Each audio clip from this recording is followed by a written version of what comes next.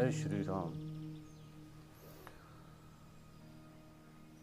अरण्य कांड में तुलसीदास जी आगे बता रहे हैं कि मारीच जब कपट मृग बनकर सीता माता के सामने आता है तो आगे सीता माता श्री राम से क्या कहती हैं। सत्य संध प्रभु बधि करी एही आहु चर्म कहती विदेही तब रघुपति जानत सब कारण उठे हर्षि सुर काजु संवारन। जानकी जी ने कहा, हे सत्य प्रतिज्ञ प्रभु, इसको मार कर इसका चमड़ा ला दीजिए। तब श्री रघुनाथ जी मारीच के कपट मृग बनने का सब कारण जानते हुए भी देवताओं का कार्य बनाने के लिए हर्षित होकर उठे। हिरण को देखकर श्री राम जी ने कमर में फेंटा बांधा और धनुष हाथ में धनुष लेकर उस पर सुंदर दिव्य बाण चढ़ाया। फिर प्रभु ने लक्ष्मण जी को समझाकर कहा, हे भाई, वन में बहुत से राक्षस फिरते हैं, तुम बुद्धि और विवेक द्वारा बल और समय का विचार करके सीता जी की रखवाली करना। प्रभु को देखकर मृग भाग चला। श्री रामचंद्र जी भी धनुष चढ़ाकर उसके पीछे दौड़े। वेद जिनके विषय में नेति नेति कहकर रह जाते हैं और शिव भी जिन्हें ध्यान में नहीं पाते, वे ही श्री राम जी माया के बने हुए मृग के पीछे दौड़ रहे हैं। वह भी कभी निकट आता फिर दूर भाग जाता, कभी तो प्रकट हो जाता, कभी छिप जाता। इस प्रकार प्रकट होता और छिपता हुआ बहुतेरे छल करता हुआ वह प्रभु को दूर ले गया। तब श्री रामचंद्र जी ने तक कर निशाना साध कर कठोर बाण मारा, जिसके लगते ही वह घोर शब्द करके पृथ्वी पर गिर पड़ा। पहले लक्ष्मण जी का नाम लेकर उसने पीछे मन में श्री राम जी का स्मरण किया। प्राण त्यागते समय उसने अपना राक्षसी शरीर प्रकट किया और प्रेम सहित श्री राम जी का स्मरण किया। सुजान श्रवज्ञ श्री राम जी ने उसे हृदय के प्रेम को पहचान कर उसे वह गति दी जो मुनियों को भी दुर्लभ है। देवता बहुत से फूल बरसा रहे हैं और प्रभु के गुणों की गाथाएं स्तुति गा रहे हैं। श्री रघुनाथ जी ऐसे दीन बंधु हैं कि उन्होंने असुर को भी अपना परम पद दे दिया। दुष्ट मारीच को मारकर श्री रघुवीर तुरंत लौट पड़े। हाथ में धनुष और कमर में तरकश शोभा दे रहा है। जब इधर सीता जी ने दुख भरी वाणी मरते मरते मारीच का हा लक्ष्मण की आवाज़ सुनी तो वो बहुत ही भयभीत होकर लक्ष्मण जी से कहने लगी, तुम शीघ्र जाओ, तुम्हारे भाई बड़े संकट में हैं। लक्ष्मण जी ने हंसकर कहा, हे माता सुनो, जिसकी भ्रुकुटी विलास भौवें के इशारे मात्र से दुनिया सृष्टि का लय पर लय हो जाता है, वो श्री राम जी क्या सपन में भी कभी संकट में पड़ सकते हैं। इस पर जब सीता जी कुछ मर्म हृदय को चुभोने वाली वचन कहने लगी, तब भगवान की प्रेरणा से लक्ष्मण का भी मन चंचल हो उठा। वो सीता जी को वन और दिशाओं के देवताओं को सौंप कर वहाँ चले जहाँ रावण रूपी चंद्रमा के साथ राहु रूपी श्री राम जी थे। रावण सोना मौका देखकर सन्यासी के वेश में सीता जी के समीप आया, जिसके डर से देवता और दैत्य इतना डरते हैं कि रात को नींद नहीं आती, वह दिन में अन्न भी नहीं खाते। वह इस 10 सिर वाला रावण कुत्ते की तरह इधर उधर ताकता हुआ भड़िहाई चोरी के लिए चला। हे गरुड़ जी, इस प्रकार को मार्ग पर पैर रखते ही उसके शरीर में तेज और बुद्धि एवं बल का लेश भी नहीं रह जाता। सोना पाकर कुत्ता चुपके से बर्तन भाड़ों में मुंह डालकर कुछ चुरा जाता है, उसे बड़िहाई कहते हैं। रावण ने अनेक प्रकार की सुहावनी कथाएं रचकर सीता जी को राजनीति, भय और प्रेम दिखलाया। सीता जी ने कहा, हे गति गोसाई सुनो, तुमने तो दुष्ट की तरह वचन कहे हैं। तब रावण ने असली रूप दिखलाया और नाम सुनाया तो सीता जी भयभीत हो गई। उसने गहरा धीरज धरकर, अरे दुष्ट खड़ा रहे, प्रभु आ गए। जैसे सिंह की सितरी तुच्छ खरगोश, चाहे वो अगर राक्षस राज तू काल के वश हुआ है। ये वचन सुनते ही रावण को क्रोध आ गया, परंतु मन में सीता जी के चरणों की वंदना करके सुख माना। फिर क्रोध में भरकर रावण ने सीता जी को रथ पर बैठा लिया और बड़ी उतावली के साथ आकाश मार्ग से चला, किंतु डर के मारे उसे रथ हाँका नहीं जाता था। सीता जी विलाप कर रही थी, हाँ जगत के अद्वितीय वीर रघुनाथ जी, आपने किस अपराध से मुझ पर दया भुला दी। हे दुखों के हरने वाले, हे शरणागत को सुख देने वाले, हाँ रघुकुल रूपी कमल के सूर्य, हाँ लक्ष्मण तुम्हारा दोष नहीं है, मैंने क्रोध किया उसका फल पाया। श्री जानकी जी बहुत प्रकार से विलाप कर रही हैं। हाय प्रभु की कृपा तो बहुत है, किंतु वे स्नेही प्रभु बहुत दूर रह गए हैं। प्रभु को मेरी यह विपत्ति कौन सुनावे। यज्ञ के अन्न को गधा खाना चाहता है। सीता जी का भारी विलाप सुनकर जड़ चेतन सभी दुखी हो गए। गृहराज जटायु ने सीता जी की दुख भरी वाणी सुनकर पहचान लिया और ये रघुकुल तिलक श्री रामचंद्र जी की पत्नी है। उसने देखा कि नीच राक्षस इनको लिए जा रहा है, जैसे कपिला गाय कमलेज के पाले में पड़ गई हो।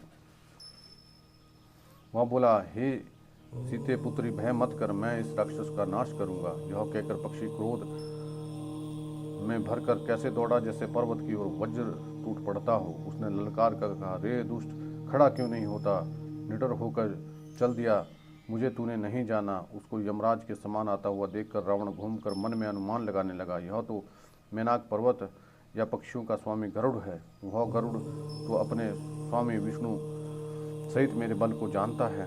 रावण ने उसे पहचान लिया, यह तो बूढ़ा जटायु है, मेरे हाथ रूपी तीर्थ में शरीर छोड़ेगा। यह सुनते ही गिद्ध क्रोध भरकर बड़े वेग से दौड़ा और बोला, रावण मेरी शिखावान सुन, जानकी जी को छोड़कर कुशल पूर्वक अपने घर चला जा, नहीं तो बहुत भुजाओं वाले ऐसा ही होगा।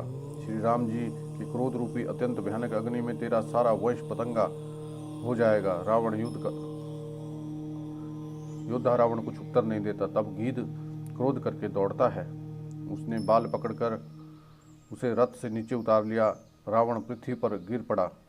गिद्ध सीता जी को एक और बिठाकर फिर लौटा और चोंचों से मार मार के रावण के शरीर को विदीर्ण कर दिया। उसे एक घड़ी के लिए मूर्छित हो गया। तब खिसियाते हुए रावण ने क्रोधपूर्वक अत्यंत भयानक कटार निकाली और उस जटायु के पंख काट डाले। जटायु श्री राम जी की अद्भुत लीला का स्मरण करके पृथ्वी पर गिर पड़ा। सीता जी को फिर रथ पर चढ़ाकर रावण बड़ी उतावली के साथ, उसे भय कम ना था। सीता जी आकाश में विलाप करती हुई जा रही थी, मानो व्याध के वश में पड़ी हुई जाल में फंसी हुई कोई भयभीत हिरणी हो। पर्वत पर बैठे हुए बंदरों को देखा। सीता जी ने हरि नाम लेकर वस्त्र डाल दिया। इस प्रकार सीता जी को ले गया, उन्हें अशोक वन में जाकर रखा। सीता जी बहुत प्रकार से भय और प्रीति दिखलाकर वह दुष्ट हार गया। तब उन्हें यत्न करा के अशोक वृक्ष के नीचे रख दिया। जिस प्रकार कपट मृग के साथ श्री राम जी दौड़े, उसकी छवि का हृदय में रखकर हरि नाम राम राम रटती रही है। श्री रघुनाथ जी के छोटे भाई लक्ष्मण जी को आते देख वाद्य रूप में बहुत चिंता की। हे भाई, तुमने जानकी को अकेली छोड़ दिया और मेरी आज्ञा का उल्लंघन करके यहाँ चले आए। राक्षसों के झुंड वन में फिरते हैं, मेरे मन में ऐसा आता है कि सीता आश्रम में नहीं है। छोटे भाई लक्ष्मण ने श्री राम जी के चरण कमल पकड़कर हाथ जोड़कर, हे नाथ, मेरा कुछ भी दोष नहीं है। लक्ष्मण जी सहित प्रभु श्री राम जी वहाँ गए जहाँ गोदावरी के तट पर उनका आश्रम था। आश्रम को जानकी रहित देखकर श्री राम साधारण मनुष्य की भांति व्याकुल और दीन दुखी हो गए। वे विलाप करने लगे, हाँ गुणों की खान जानकी, हाँ रूप, शील, व्रत और नियमों से पवित्र सीते। लक्ष्मण जी ने बहुत प्रकार से समझाया। तब श्री राम जी लताओं और वृक्षों की पंक्तियों से पूछते हुए चले, हे पक्षियों, हे पशुओं, हे भंवरों की पंक्ति, तुमने कहीं मृगनयनी सीता को देखा है? खंजन, तोता, कबूतर, हिरन, मछली, भंवरों के समूह, प्रवीण, कोयल, कुंदकली, अनार, बिजली, कपट, कमल, शरद का चंद्रमा, नागिन, वरुण का पाश, कामदेव का धनुष, हंस, गज, सिंह, ये सब आज अपनी प्रशंसा सुन रहे हैं। बेल, स्वर्ण और केला हर्षित हो रहे हैं। इनके मन में जरा भी शंका और संकोच नहीं है।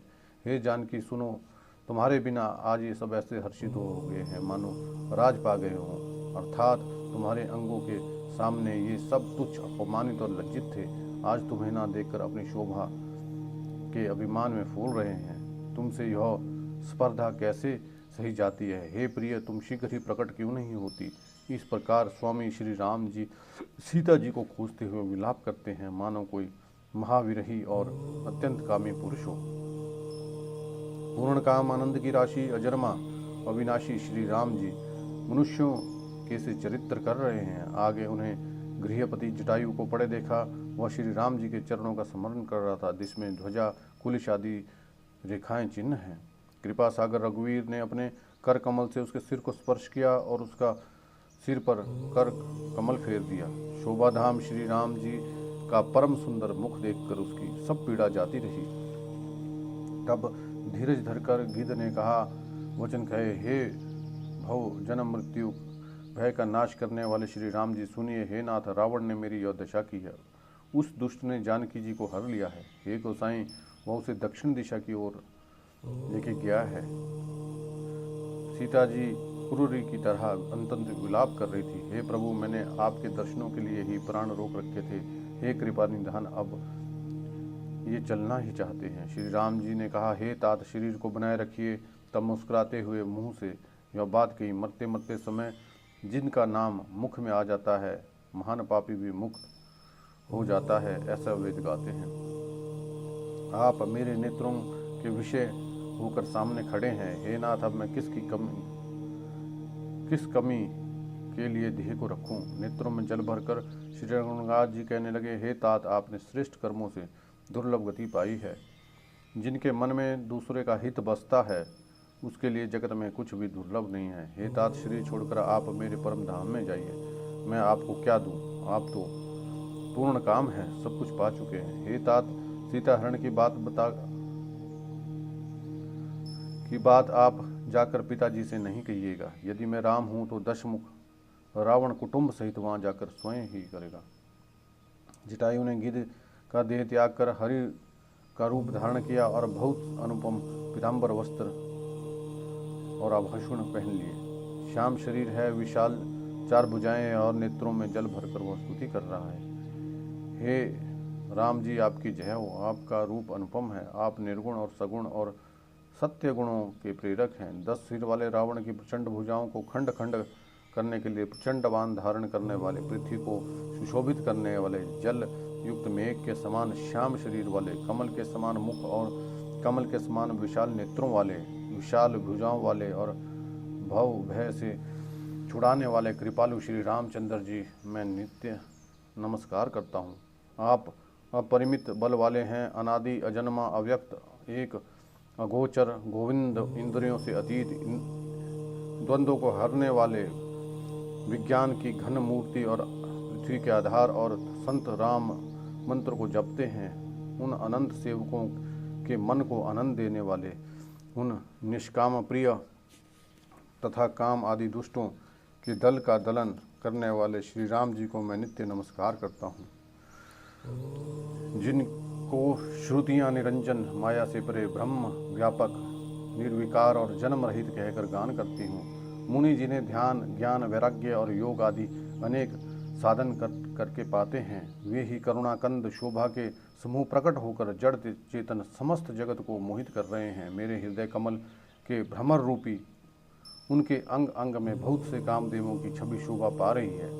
सो अगम और सुगम है, निर्मल स्वभाव हैं, विषम और सम हैं और सदा शीतल हैं। मन और इंद्रियों को वश में रखते हुए योगी बहुत साधन करने पर जिन्हें देख पाते हैं, वे तीनों लोकों के स्वामी रामानवास श्री राम जी निरंतर दासों को वश में रखते हैं। वे ही मेरे हृदय में निवास करें, जिनके पवित्र कीर्ति आवागमन को मिटाने वाली है। अखंड भक्ति का वर मांगकर गृहराज जटायु श्री हरि के परम धाम को चला। श्री राम जी ने उनकी दाह कर्म आदि सारी क्रियाएं यथा योग्य अपने हाथों से की। श्री रघुनाथ जी अत्यंत कोमल चित्त वाले, दीन दयालु और बिना ही कारण कृपालु हैं। गिद्ध अधम पक्षी मांसाहारी था, वह उसको भी दुर्लभ गति दी, जिसे योगी जन मांगते रहते हैं। शिव जी कहते हैं, हे पार्वती सुनो, वे लोग अभागे हैं जो भगवान को छोड़कर विष्णु से अनुराग करते हैं। दोनों भाई सीता को खोजते हुए आगे चले वन में की संघनता देखते जाते हैं। वह संघन वन लताओं और वृक्षों से भरा है, उसमें बहुत से पक्षी, मृग, हाथी और सिंह हैं। श्री राम जी रास्ते में आते हुए कबंध राक्षस को मार डाला। उसने अपने श्राप की सारी बातें कही। वह बोला, दुर्वासा जी ने मुझे श्राप दिया था, अब प्रभु के चरणों को देखने से वह पाप मिट गया। श्री राम जी ने कहा, हे गंधर्व सुनो, मैं तुम्हें कहता हूँ, ब्राह्मण कुल से द्रोह करने वाला मुझे कभी सुहाता नहीं है। मन, वचन और कर्म से कपट छोड़कर जो भूपदेव ब्राह्मणों की सेवा करता है, मुझ समेत ब्रह्मा, शिव आदि सब देवता उसके वश में हो जाते हैं। श्राप देता हुआ, मारता हुआ और कठोर वचन कहता हुआ भी ब्राह्मण पूजनीय है, ऐसा संत कहते हैं। शील और गुण से हीन भी ब्राह्मण पूजनीय है, और गणों से युक्त और ज्ञान में निपुण भी शूद्र पूजनीय नहीं है। श्री राम जी ने अपना धर्म कहकर उसे समझाया। अपने चरणों में प्रेम देखकर वह उनको मन को भा गया। तदनंतर श्री रघुनाथ जी चरण कमलों में सिर नवाकर वह अपनी गति पाकर आकाश में चला गया। उदार श्री राम जी उसे गति देकर शबरी जी के आश्रम में पधारे। शबरी जी ने श्री राम जी को घर में आए देखा, तब मतंग मुनि के वचनों को याद कर उनका मन प्रसन्न हो गया। कमल सदृश्य नेत्र, विशाल भुजा वाले, सिर पर जटाओं का मुकुट और हृदय में वनमाला धारण किए हुए सांवले गोरे दोनों भाइयों के चरणों में शबरी जी लिपट पड़ी। वे प्रगन प्रेम में मगन हो गई। मुख से वचन नहीं निकलता। बार बार चरण कमलों में सिर नवाया और फिर जल लेकर आदरपूर्वक दोनों भाइयों के चरण धोए और फिर उन्हें सुंदर आसनों पर बिठाया। अत्यंत रसीले और स्वादिष्ट कंदमूल और फल लाकर श्री राम जी को दिए। प्रभु ने बार बार प्रशंसा करके उन्हें प्रेम सहित खाया। फिर वे हाथ जोड़कर आगे खड़ी हो गई। प्रभु को देखकर उनका मन अत्यंत बढ़ गया। उन्होंने कहा, मैं किस प्रकार आपकी स्तुति करूं। मैं नीच जाति की और अत्यंत मूढ़ बुद्धि हूँ। जो अधम से भी अधम स्त्रियों उसमें अत्यंत अधम है, उसमें भी मैं पाप नाशन मंद बुद्धि। श्री रघुनाथ जी ने कहा, हे भामिनी, मेरी बात सुनो। मैं तो केवल एक भक्ति ही का संबंध मानता हूँ। जाति पाति, कुल, धर्म, बड़ाई, धर्म, धन, बल, कुटुंब, गुण, चतुरता, इन सब के होने से भक्ति रहित मनुष्य कैसा लगता है, जैसे जलहीन बादल। मैं तुझसे अपनी नवदा भक्ति कहता हूँ, तू सावधान होकर सुन और मन में धारण कर। पहली भक्ति है संतों का सत्संग, दूसरी भक्ति है कथा प्रसंग में प्रेम, तीसरी भक्ति है अभिमान रहित होकर गुरु के चरणों की सेवा, चौथी भक्ति यह है कि कपट छोड़कर मेरे गुण समूहों का गान कर, मेरे मंत्र का जाप और मुझ में दृढ़ विश्वास। यह पांचवी भक्ति है जो वेदों में प्रसिद्ध है। छठी भक्ति इंद्रियों का निग्रह, शील, अच्छा स्वभाव या चरित्र, बहुत कार्यों के वैराग्य और निरंतर संत पुरुषों के धर्म आचरण में लगे रहना।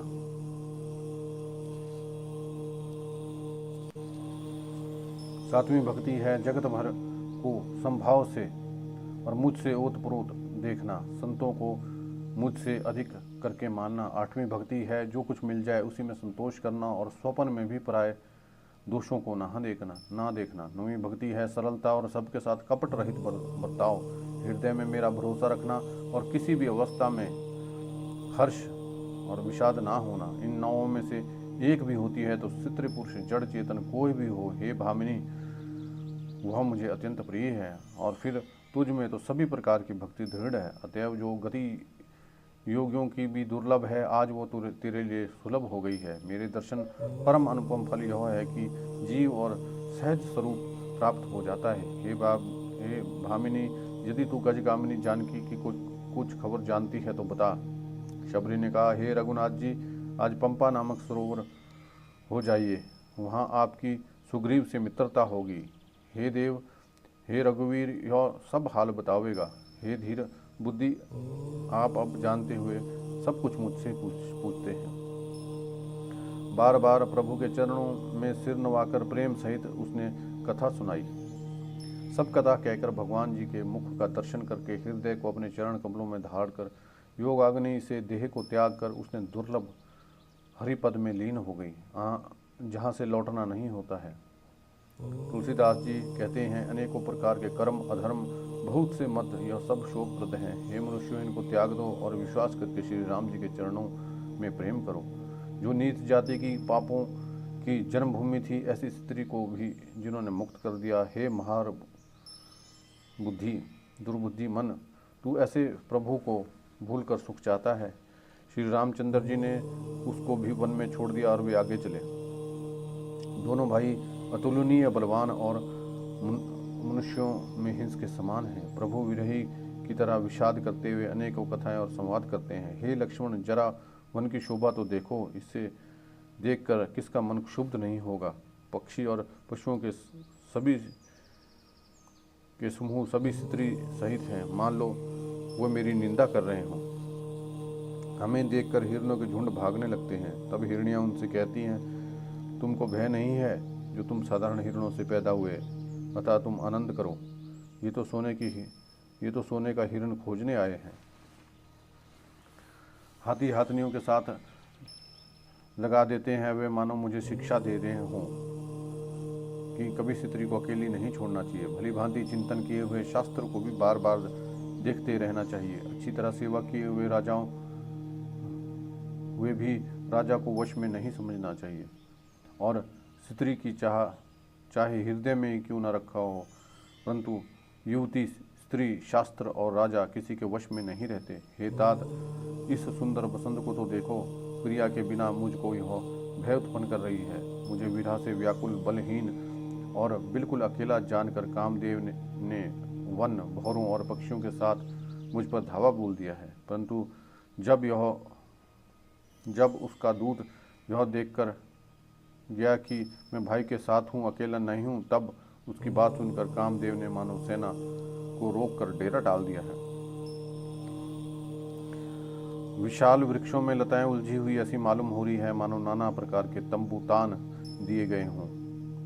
केला और ताड़ सुंदर ध्वजा पताका के समान हैं। इन्हें देखकर वही नहीं मोहित होता जिसका मन धीर है। अनेकों वृक्ष नाना प्रकार के फूल से फुले हुए हैं, मानो अलग अलग वर्दी धारण किए हुए बहुत से तीरंदाज हों। कहीं कहीं सुंदर वृक्ष शोभा पा रहे हैं, मानो योद्धा लोग अलग अलग होकर छावनियाँ डाले हों। कोयलें कुज रही है, मानो मतवाले हाथी चिंघाड़ रहे हैं। ढेक और मोहक पक्षी मानो ऊंट और खच्चर हैं। मोर, चकोर, तोते, कबूतर और हंस मानो सब सुंदर घोड़े हों। तितिर लावक पदचर जूथा, बरनी न जाई मनोज बरूथा। रथगिरी शीला दुदुम्भी झरना, चातक बंदी गुनगन बरना। तीतर और बटेर पैदल सिपाहियों के झुंड हैं। कामदेव की सेना का वर्णन नहीं हो सकता। पर्वतों की शिलाएं रथ और झरन नगाड़े हैं, पपीहे भाट हैं और गुण समूह बिरदावली का वर्णन करते हैं। भौरों की गुंजार मेरे भेरी और शहनाई है। शीतल मंद और सुगंधित हवा मानो दूध का काम लेकर आई है। इसी प्रकार चतुरंगड़ी सेना साथ लिए कामदेव मानो सबको चुनौती देता हुआ विचर रहा है। हे लक्ष्मण, कामदेव की सेना को देखकर जो धीर बिने रहते हैं, जगत में उन्हीं वीरों की प्रतिष्ठा होती है। इस कामदेव के एक स्त्री का बड़ा भारी बल है, उससे जो बच जाए वही श्रेष्ठ योद्धा है। हे तात, काम, क्रोध और लोभ ये तीनों अत्यंत प्रबल दुष्ट हैं। ये विज्ञान के धाम मुनियों के भी मनों के पल भर में क्षुब्ध कर देते हैं।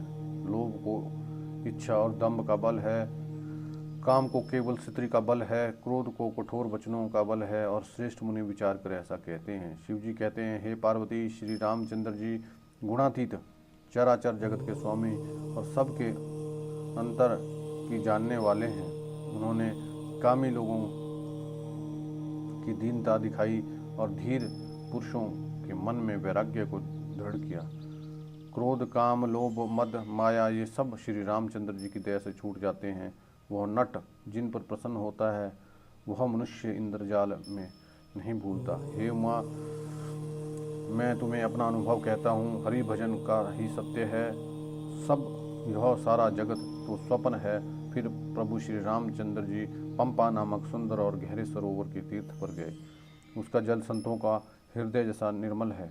मन को हरने वाला सुंदर 4 घाट बंधे हुए हैं। भांति भांति के पशु जहाँ जल पी रहे हैं, मानो उदार दानी पुरुषों के घर याचकों की भीड़ लगी हो।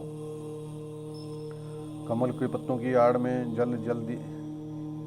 जल का जल्दी पता नहीं मिलता, जैसे माया से ढके रहने के कारण निर्गुण ब्रह्म नहीं दिखता। उस सरोवर के अत्यंत अथाह जल में सभी मछलियाँ सदा एक रस एक समान सुखी रहती हैं, जैसे धर्मशील पुरुषों के सब दिन सुखपूर्वक बीतते हैं। उसमें रंग बिरंगे कमल खिले हुए हैं। बहुत से बौरे मधुर स्वर से गुंजार कर रहे हैं। जल के मुर्गे और राजहंस बोल रहे हैं, मानो प्रभु को देखकर उनकी प्रशंसा कर रहे हों। चक्रवाक, बगुले आदि पक्षियों के समूह देखते बनता है, उनका वर्णन नहीं किया जा सकता। सुंदर पक्षियों की बोली बड़ी सुहावनी लगती है, मानो जाते हुए पथिक को बुलाए लेती हैं। वो झील के समीप मुनियों के आश्रम बना रखे हैं, उनके चारों ओर वन के सुंदर वृक्ष हैं, चंपा, मौलसिरी, कदम्ब, तामल, पाटल, कटहल, ढाक और आम आदि। बहुत प्रकार के वृक्ष नए नए पत्ते पुष्पों से युक्त हैं, भौरों के समूह गुंजार कर रहे हैं। स्वभाव से ही शीतल मंद सुगंध और मनों को हरने वाली हवा सदा बहती रहती है। कोयलें कुहू कुहू का शब्द कर रही हैं, उनकी रसीली बोली सुनकर मुनियों का भी ध्यान टूट जाता है। फलों के बोझ से झुककर वृक्ष पृथ्वी के पास आने लगे हैं, जैसे परोपकारी पुरुष बड़ी संपत्ति पाकर झुक जाते हैं। श्री राम जी ने अत्यंत सुंदर तालाब देखकर स्नान किया और परम सुख पाया। एक सुंदर उत्तम वृक्ष की छाया देखकर श्री रघुनाथ जी छोटे भाई लक्ष्मण जी सहित बैठ गए। फिर वहाँ सब देवता और मुनि आए और स्तुति करके अपने अपने धाम को चले गए। फिर श्री राम जी परम प्रसन्न बैठे हुए छोटे भाई लक्ष्मण जी से रसीली कथाएं कह रहे हैं। भगवान को विरह युग देखकर नारद जी के मन में विशेष रूप से सोच हुआ कि मेरे श्राप को स्वीकार करके श्री राम जी नाना प्रकार के दुखों का भार उठा रहे हैं। ऐसे भक्तवत्सल प्रभु को जाकर देखूं, फिर ऐसा अवसर ना बन पावेगा। यह विचार कर नारद जी हाथ में वीणा लिए हुए वहाँ गए जहाँ प्रभु सुखपूर्वक बैठे हुए थे। वे कोमल वाणी से प्रेम सहित बहुत प्रकार से बखान बखान कर रामचरित का गान कर रहे थे। दंडवत करके श्री राम जी ने नारद जी को उठा लिया और बहुत देर तक हृदय से लगाए रखा। फिर स्वागत कुशल पूछकर पास बैठा लिया। लक्ष्मण जी आदर के साथ उनके चरण धोए, बहुत प्रकार से विनती करके प्रभु को मन में प्रसन्न जानकर तब नारद जी कमल के समान हाथ जोड़कर वचन बोले, हे स्वभाव से उदार श्री रघुनाथ जी, सुनिए, आप सुंदर अगम और सुगम वर देने वाले हैं। हे स्वामी, मैं एक वर मांगता हूँ, वह मुझे दीजिए। यद्यपि आप अंतर्यामी होने के कारण सब जानते हैं। जानहु तुम मोह सुभाहु जन सन कबहू कि करहूँ दुराहु, कवन वस्तु असी प्रिय मोह लागी, जो मुनिवर ना सकूँ तुम भागी। हे मुनि, मेरा स्वभाव जानते ही हो, क्या मैं अपने भक्तों से कुछ छिपा करता हूँ? मुझे ऐसी कौन सी प्रिय वस्तु लगती है जिसे श्रेष्ठ मुनि तुम नहीं मांग सकते। जय श्री राम।